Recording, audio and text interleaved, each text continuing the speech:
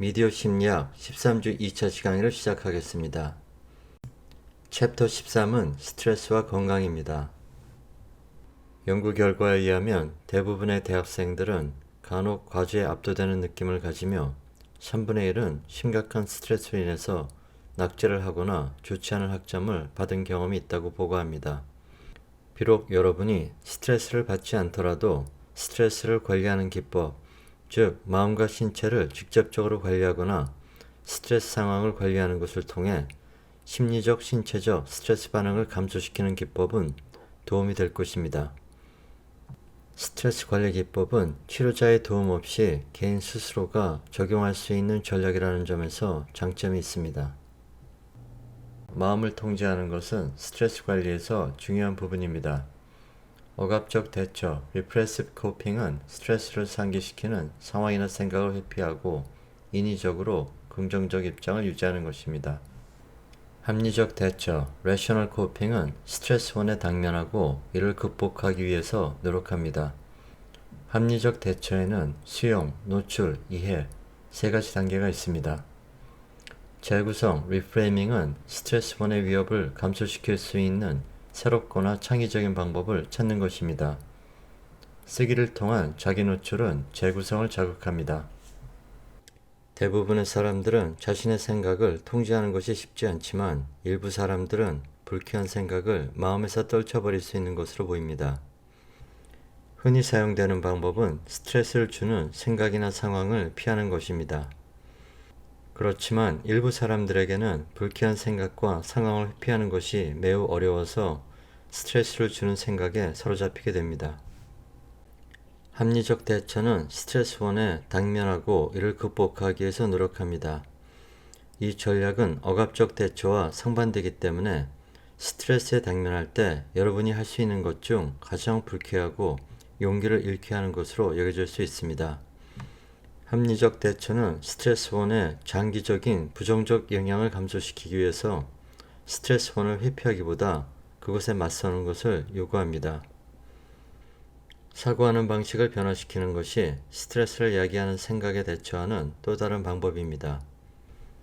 예를 들어서 여러분이 많은 사람들 앞에서 연설하는 것을 불안해한다면 청중이 여러분을 평가한다고 생각하지 말고 여러분이 청중을 평가한다고 생각을 재구성하면 연설하는 것이 훨씬 수월해질 수 있습니다. 한 연구에서 대학생들이 자신들의 내면 깊숙이 자리 잡고 있는 생각과 감정에 관해서 몇 시간 동안 글을 쓰고 난 후에 신체적 건강이 향상되는 것이 관찰되었습니다. 글쓰기를 통한 자기 노출이 면역 기능을 향상시키는 반면에 정서를 억압하는 것은 면역 기능을 약화시킵니다. 글쓰기를 통한 자기 노출의 긍정적 효과는 글쓰기가 외상을 재구성하고 스트레스를 감소시키는데 유용하다는 것을 반영합니다. 스트레스는 자주 신체 증상으로 표현됩니다. 이완 치료, 릴렉세이션 테라피는 신체 근육을 의식적으로 이완하는 것을 통해 긴장을 감소시키는 기법입니다. 이완 반응, 릴렉세이션 리스폰스는 근육 긴장, 대뇌 활성화, 심박률, 호흡률과 혈압이 감소되는 상태입니다. 바이오 피드백은 신체 기능에 대한 정보를 얻고 신체 기능을 통제하기 위해서 외적 모니터링 기계를 사용합니다. 에어로빅 운동은 심장 박동률을 증가시키고 산소 흡입량을 증가시키며 심리적 안정감과 관련되어 있습니다. 세로토닌과 엔도르핀을 증가시킨다고 봅니다. 신체 관리에서 첫 번째로 추천되는 것은 명상입니다. 명상 기법은 다양한 종교와 관련되어 있거나 종교적 맥락과 무관합니다. 일부 명상 기법은 마음속에 있는 생각을 지우는 것을 요구하고 다른 기법은 하나의 생각에 집중하는 것을 요구합니다. 모든 명상 기법은 공통적으로 조용한 시간을 요구합니다. 명상 시간은 휴식과 생기를 다시 얻는데 유용합니다. 이러한 즉각적인 이점 외에도 많은 사람들이 의식 속으로 깊이 들어가서 의식을 변형시키기 위해서 명상을 하기도 합니다. 연구 결과는 단기간의 명상 훈련조차도 갈등 통제에 관여하는 뇌 영역과 인지 및 정서 통제에 관여하는 뇌 영역들 사이에 연결이 강화되는 것을 보여줍니다. 연구 결과들은 명상이 사고와 정서를 조절하고 나아가서 대인관계, 불안 및 의식적 통제가 요구되는 다양한 다른 활동을 관리하는 능력을 향상시킨다고 제안합니다. 여기서 스트레스가 뇌에 주는 영향을 설명하는 동영상을 보도록 하겠습니다. Are you sleeping restlessly, feeling irritable or moody, forgetting little things, and feeling overwhelmed and isolated? Don't worry, we've all been there. You're probably just stressed out. Stress isn't always a bad thing. It can be handy for a burst of extra energy and focus, like when you're playing a competitive sport or have to speak in public. But when it's continuous, the kind most of us face day in and day out, it actually begins to change your brain.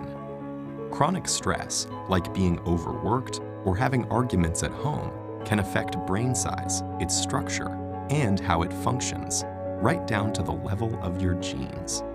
Stress begins with something called the hypothalamus pituitary adrenal axis, a series of interactions between endocrine glands in the brain and on the kidney, which controls your body's reaction to stress. When your brain detects a stressful situation, your HPA axis is instantly activated and releases a hormone called cortisol, which primes your body for instant action. But high levels of cortisol over long periods of time wreak havoc on your brain.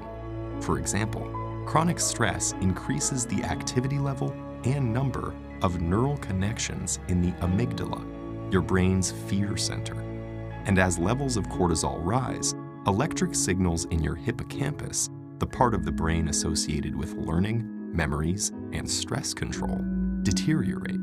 The hippocampus also inhibits the activity of the HPA axis, so when it weakens, so does your ability to control your stress. That's not all though.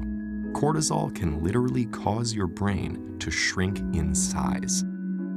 Too much of it results in the loss of synaptic connections between neurons and the shrinking of your prefrontal cortex, the part of your brain that regulates behaviors like concentration, decision-making, judgment, and social interaction. It also leads to fewer new brain cells being made in the hippocampus.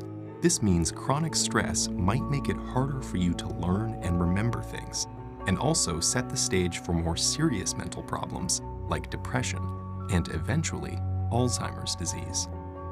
The effects of stress may filter right down to your brain's DNA. An experiment showed that the amount of nurturing a mother rat provides its newborn baby plays a part in determining how that baby responds to stress later in life. The pups of nurturing moms turned out less sensitive to stress because their brains developed more cortisol receptors, which stick to cortisol and dampen the stress response. The pups of negligent moms had the opposite outcome, and so became more sensitive to stress throughout life. These are considered epigenetic changes, meaning that they affect which genes are expressed without directly changing the genetic code. And these changes can be reversed if the moms are swapped. But there's a surprising result. The epigenetic changes caused by one single mother rat were passed down to many generations of rats after her. In other words, the results of these actions were inheritable. It's not all bad news though. There are many ways to reverse what cortisol does to your stressed brain. The most powerful weapons are exercise and meditation, which involves breathing deeply and being aware and focused on your surroundings. Both of these activities decrease your stress and increase the size of the hippocampus, thereby improving your memory. So don't feel defeated by the pressures of daily life. Get in control of your stress before it takes control of you. 이완 치료를 받는 사람들은 한 번에 하나의 특정 근육 집단을 이완하거나 따뜻한 것이 신체에 흐르는 것을 상상하거나 느긋한 상황에 관해서 생각을 하도록 합니다.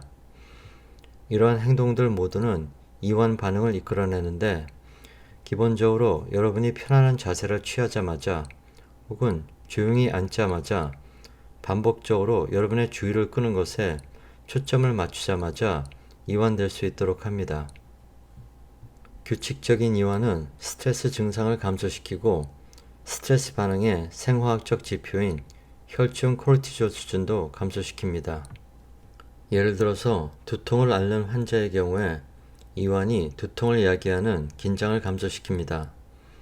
암 환자의 경우 이완이 스트레스를 야기하는 암 치료에 더 쉽게 대처하게 합니다. 스트레스와 관련된 심혈관의 질환을 앓는 환자의 경우 이완이 심장 질환을 초래하는 고혈압을 감소시킵니다. 바이오 피드백은 첨단 기술을 이용해서 이완 목적을 달성하기 위해 개발되었습니다. 바이오 피드백을 통해서 뇌를 모니터하면 각성 상태를 시사하는 베타파에서 이완 상태를 시사하는 알파파로 뇌파를 변화시킬 수 있습니다. 바이오 피드백은 사람들이 직접적으로 느낄 수 없는 신체의 변화와 정신 생리적 기능의 수준을 사람들에게 시각 혹은 청각으로 제시합니다. 일정 시간 동안 심박률을 증가시키고 산소 흡입량을 증가시키는 운동이 심리학적 안정감과 관련되어 있습니다. 최근의 한 연구에서는 심리치료만큼이나 운동이 우울증에 효과적이라고 보고하였습니다.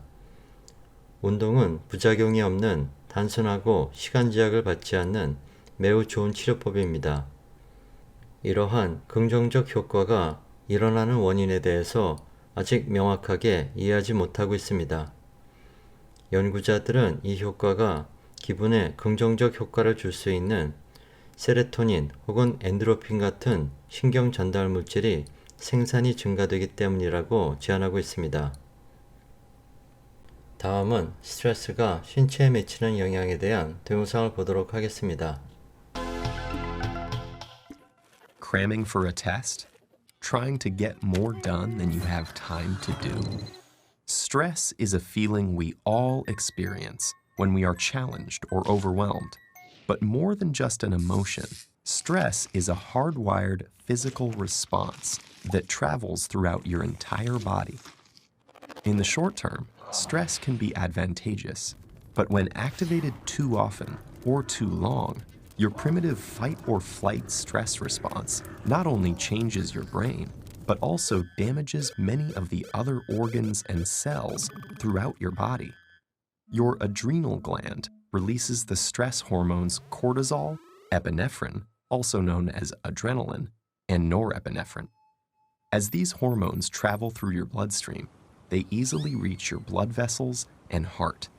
Adrenaline causes your heart to beat faster and raises your blood pressure, over time causing hypertension.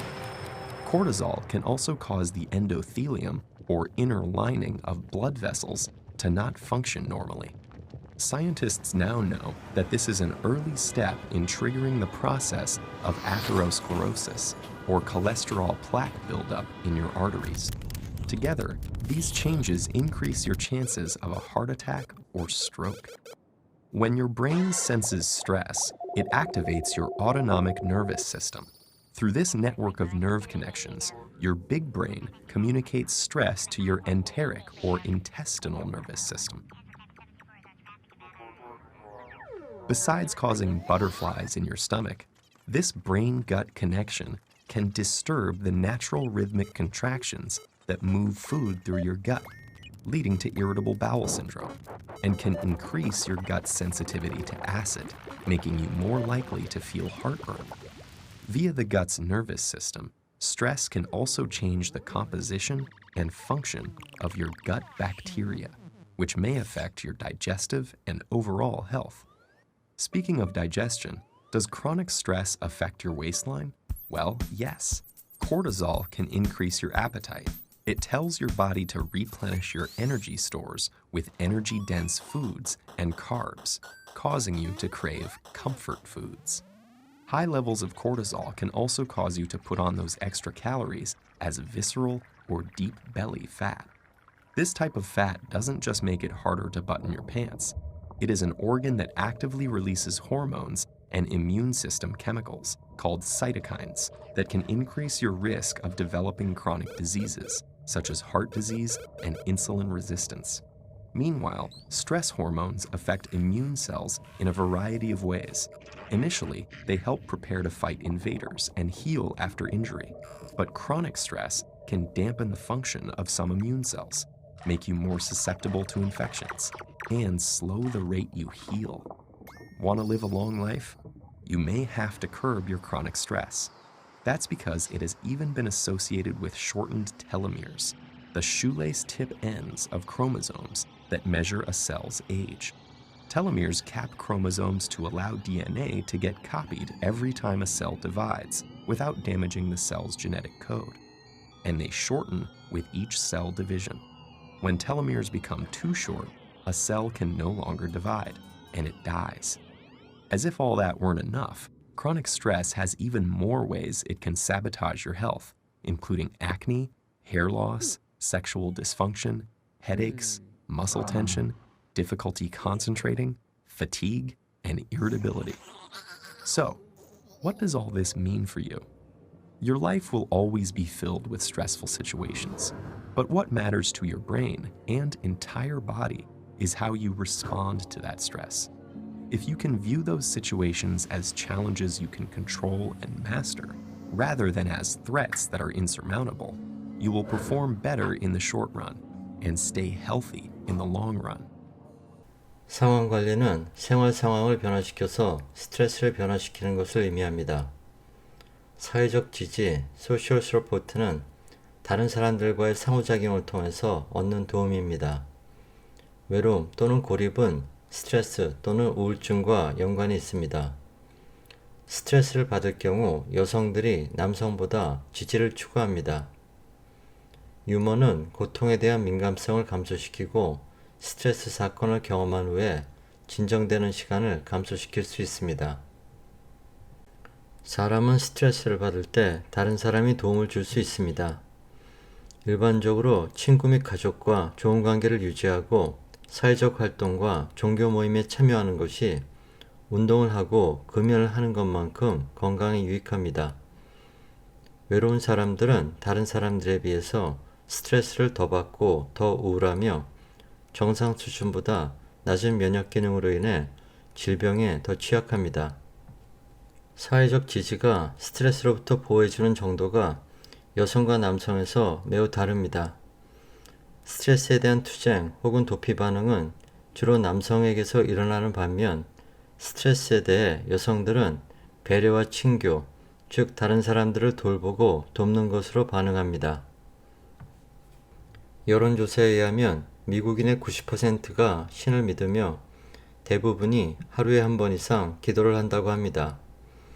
비록 신을 믿는 사람들 중 많은 이들은 사후에 보상을 받는 것으로 믿지만 살아있는 동안에도 종교가 이점을 주는 것으로 드러났습니다. 많은 연구들이 신앙성과 영성이 긍정적인 건강 상태와 관련이 있음을 관찰하였습니다. 유머가 우리들로 하여금 스트레스에 대처하도록 도와준다는 연구 결과들이 있습니다. 예를 들어서 유머가 통증과 고통에 대한 민감성을 감소시킬 수 있음을 보여주었습니다. 또 다른 연구에서는 유머는 스트레스 사건을 경험한 후에 진정되는 데 걸리는 시간을 감소시킬 수 있었습니다. 질병의 인식과 치료 추구입니다. 사람들이 신체 증상에 주의를 주고 증상을 보고하는 정도는 사람들마다 상당히 다릅니다.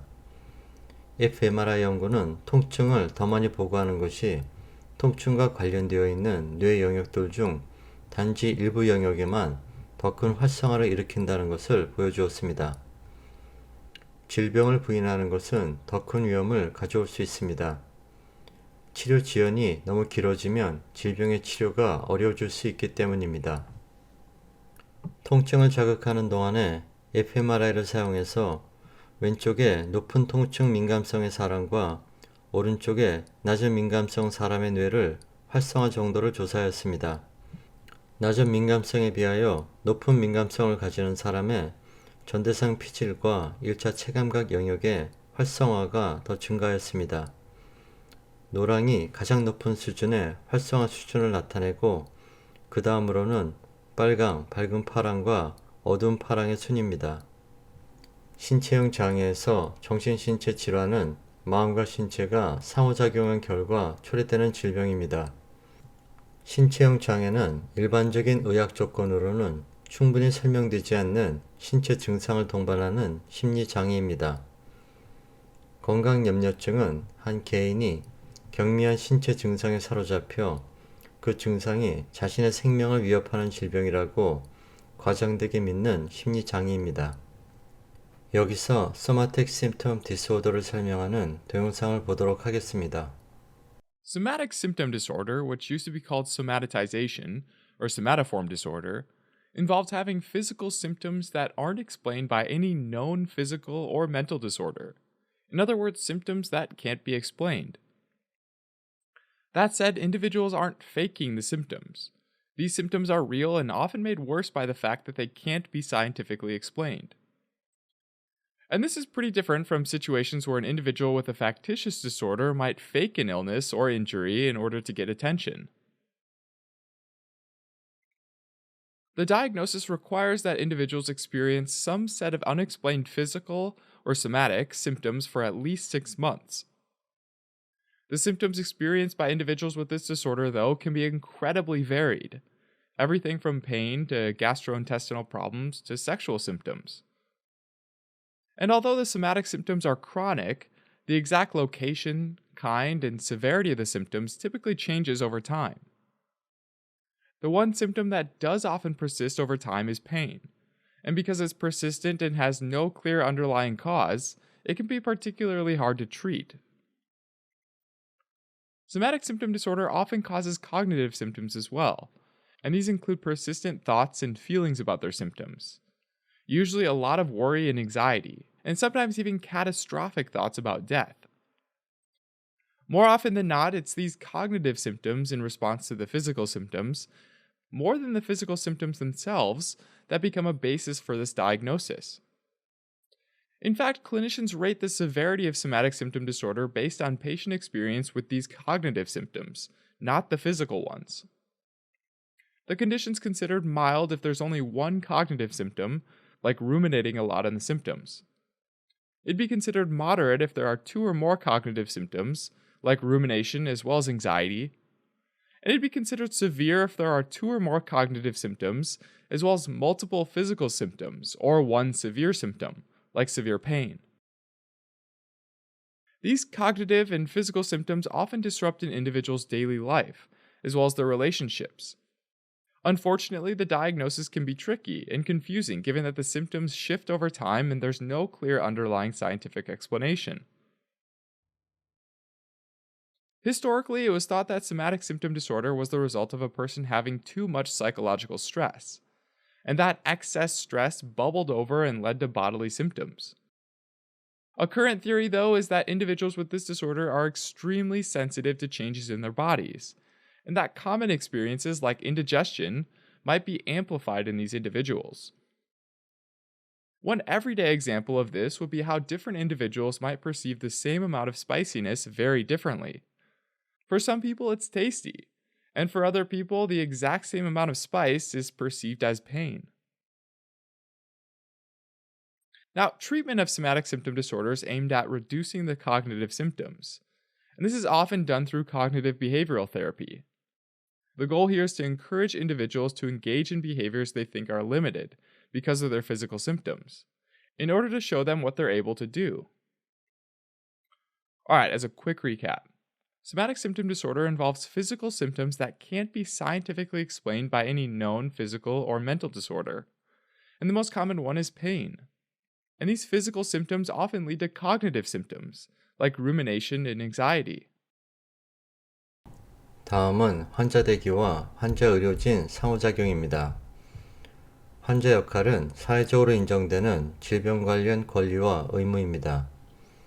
환자는 일상의 많은 의무가 면제되고 정상적 활동에 면제를 즐기고 질병을 즐기지 않을 의무가 있습니다. 사람들은 자신이 원하는 것을 성취하기 위해 질병을 가장하는데 이것을 꾀병이라고 합니다.